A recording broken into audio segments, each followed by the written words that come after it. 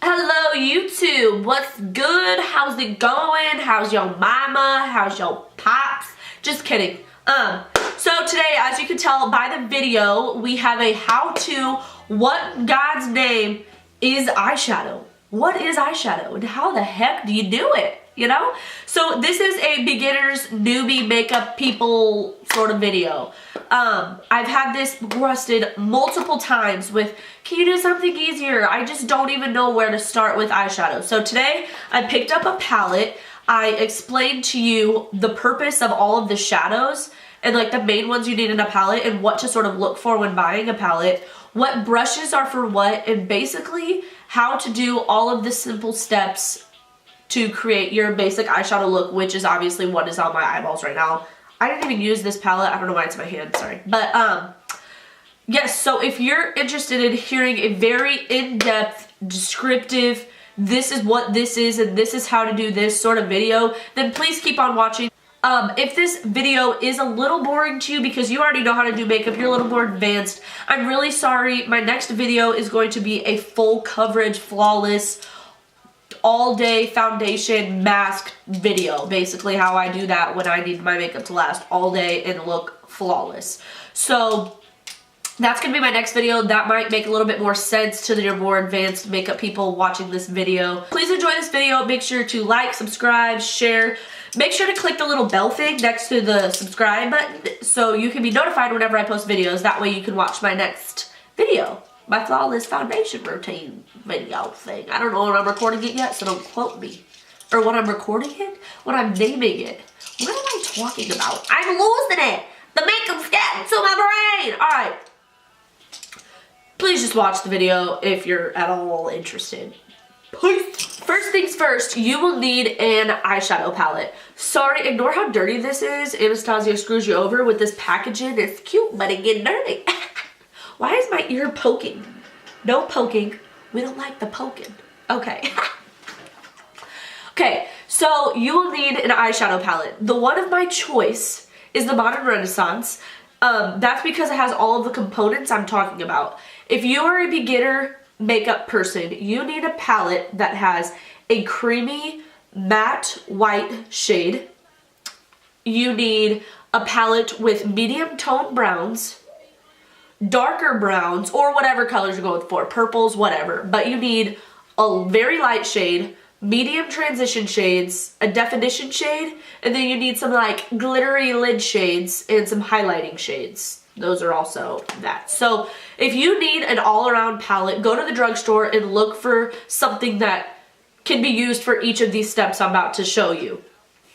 So what we're going to be doing is replicating this look onto this eye. I also have 3 brushes with me, or 4, I mean, I'm sorry, I lied, I have 4 brushes. No, I'm missing one. Where is the other one?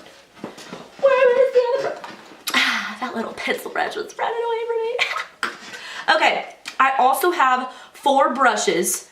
Now, if you don't have these exact things, that is not an issue. You just need something that will work for what they are intended for, if that makes any sense. So let me zoom you in and let's get to getting with this look and explaining and learning. Get out your notepad, get out your palettes and your brushes and your mirror, and let's go, baby. Okay, we close. I hope you can see this, girl.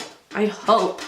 Okay, so first thing is first, you need to make sure your lid is primed. You can use an e.l.f. eyelid primer, that's $1, which is what I normally use. You can use your foundation, your concealer, just put it over your eye. Make sure you have a flat canvas. That is very important. It's going to increase your eyeshadow's longevity. It's going to provide you with a flat canvas and a nice evenly pigmented base. Therefore, your eyeshadows are more present on your eye and they stick to it a little better. So first thing is first is that base is going to be sticky. So you want to set that so your pigmented eyeshadows don't just sit on it and cling to it and you can't move them around your eye and blend them around. Oh, sound like I'm dying. Ah! Okay. So for that is when you want a really fluffy big blending brush. This brush is the Morphe R37. You just want a fluffy blending brush, something long and fat and flimsy.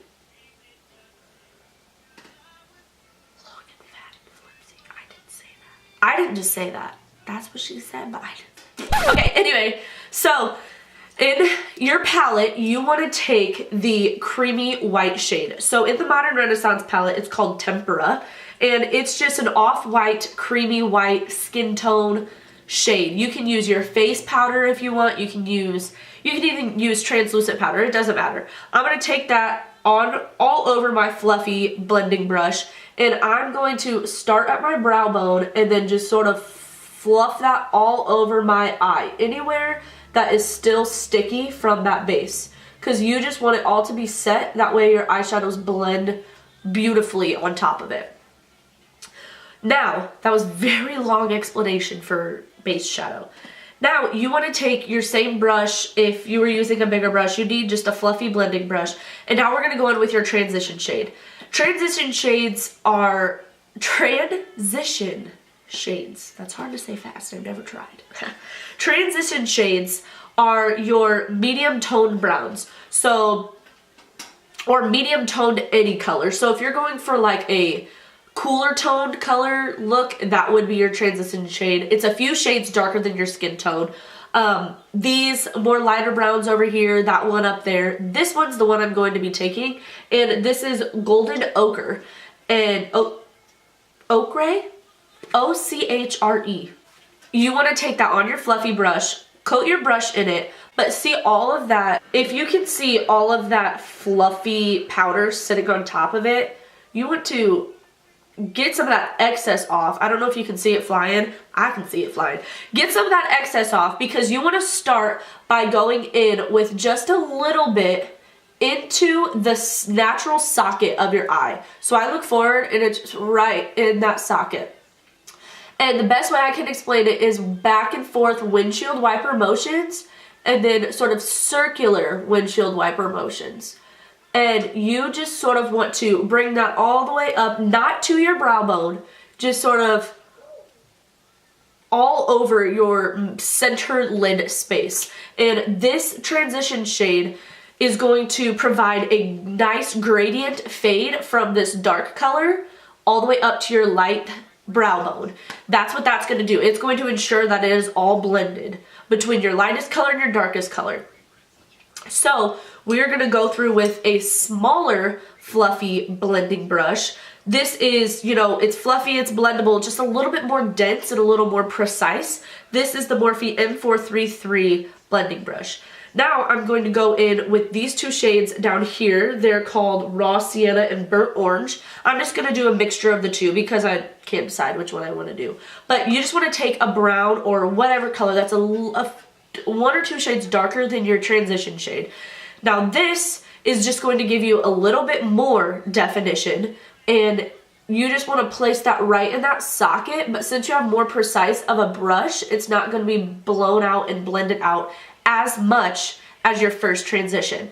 And you just want to go back and forth, and then this shade you want to bring in down here just for a little bit more definition. This is where your shadow should be the darkest for beginners makeup. This is just the basic dark to light, whatever. You want it to be darkest right out here. And don't ever go in with too much product. That's why we always want to tap off our excess, because you go in with too much product, you don't know where to put it. So you want to start with a little bit, whatever your brush can hold, tap off the excess, and then keep going in, especially if you're a beginner and you're not really sure how your shadows work. Woo! Okay, this is a lot of talking. So I'm going to go in with that first blending brush, the biggest brush, the first one we used, and blend those two together. Just kind of go ham. There's no additional product on this brush. You just want to make sure there's absolutely no harsh lines. That's all this step is making sure there's no harsh lines. I'm sorry, I'm sitting back a lot. I need to get up and get in this, girl. Okay, this is what you should have. Now comes time for the darker shades. Do not be intimidated by this. Do not be scared by this. This step is very achievable as long as you use a transition shade and then like a little bit darker of a crease shade. So for this, you want to take a pencil brush. It's shorter, fatter, more dense, more precise. It's not going to go all over the place. Brushes are very important when using different colored shadows. So the fluffier brushes are for the lighter shades. The denser brushes are for the darker shades. So this one I'm going to take, or this time I'm going to take this darkest shade. This is going to add that outer corner definition. So this is Cypress Umber. That's a fun word. So this brush is the Morphe R31. I don't think I said that. I'm going to dip into Cypress Umber, coat my brush in it, tap off that excess, and this is just going to go in that outer V. It is not going any higher than the crease. It is just going right out here. And that's all we're going to do with it. Now, that doesn't look cute. We're not stopping there. You need to blend. You need to blend that, girlfriend. And you better blend it, because it needs blended. So you're going to go back in with either the bigger brush or the smaller brush. I'm going to take like the medium brush that we use this for the second colors and do just a little bit more preciser blending with this, just like so. And then I'm going to go back in with the bigger first brush that we used and then blend it all together. And then that is it for the definition. From your nice transition, a little bit darker, keep blended, girl. That's all there is to it. Now, you want to take your lid shade. Typically, beginners or anybody, not just beginners, but the comfort zone is light champagne-y pinks or light golds that are shimmery, because that's the most appealing to the eyelid. I'm going to grab the gold in this palette. It's called Primavera, and you want to take this either on your finger or a flat shading brush, because this is going to make the color appear the most foiled on your lid.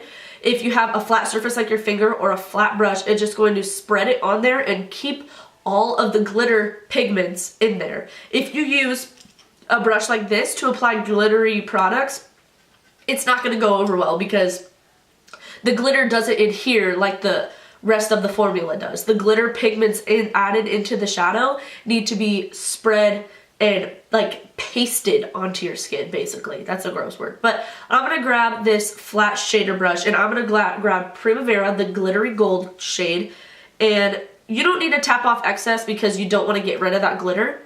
And what I'm going to do is just swipe this all in that blank area of my lid.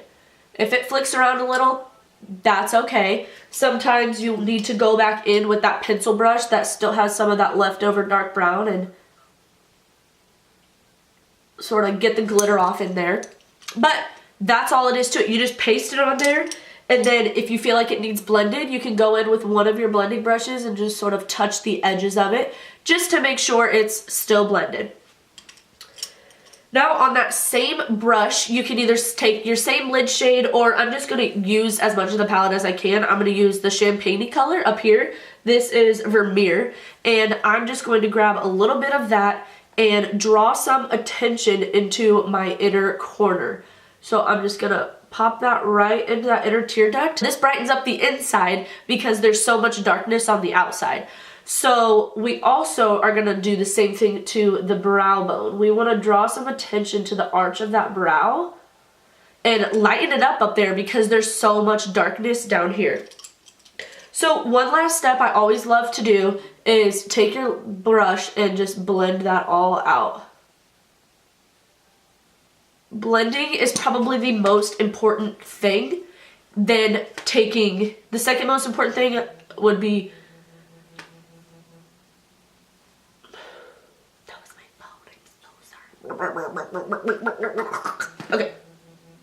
Okay, so yes, blending is important, and then also not going in with too much product from the beginning.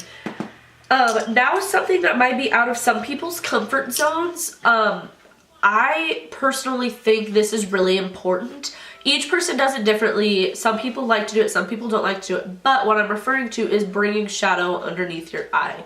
That is the difference between these two looks, and I have mascara on just a little bit. But what I like to do is the colors that I use in my crease, so my transitions and my definition shades, all out here, all those matte shades, I like to bring those on my lower lash line. So you want to take the pencil brush, make sure it's clean, don't be crazy, wipe it off. I'm going to go back in with my very first transition shade, grab a little bit of that, tap off that excess, and just run it back and forth under there. Then I'm going to grab those next 2 shades that I mixed together, get on there, tap the excess off, toss it under there, connect it to that outside. Then I'm going to grab just a little bit of that dark that dark brown that we used to define. I tried to say so many things within like 2 words. That was crazy. And woo! That was crazy! Some air made me cough. Girl, I've been in the air since I was born and somehow it just made me cough. Okay. Grab some of that dark defining brown that we used, and somehow opening my mouth makes me like do it better. I don't know. Like, yes, but so we're done.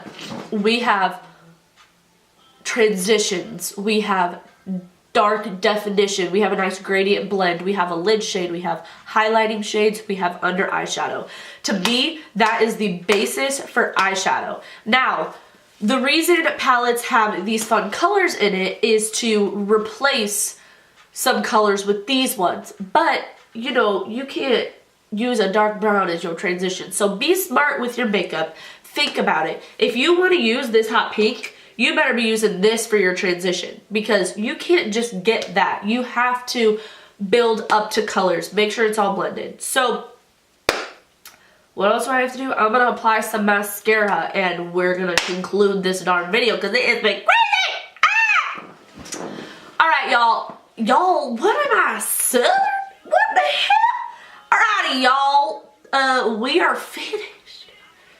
Okay, I really hope that you enjoyed this video. For all of you newbie makeup people out there, take your time, purchase some good brushes, research your palettes, make sure you're getting the good stuff, and sit down and just take it one step at a time. I learned how to do all of my makeup strictly from YouTube. I really hope that you guys learned something. That's the ultimate goal of this video and of all of my videos, is I really hope that you learn something and take something from this.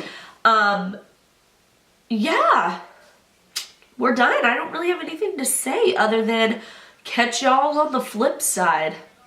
Peace out, bruh.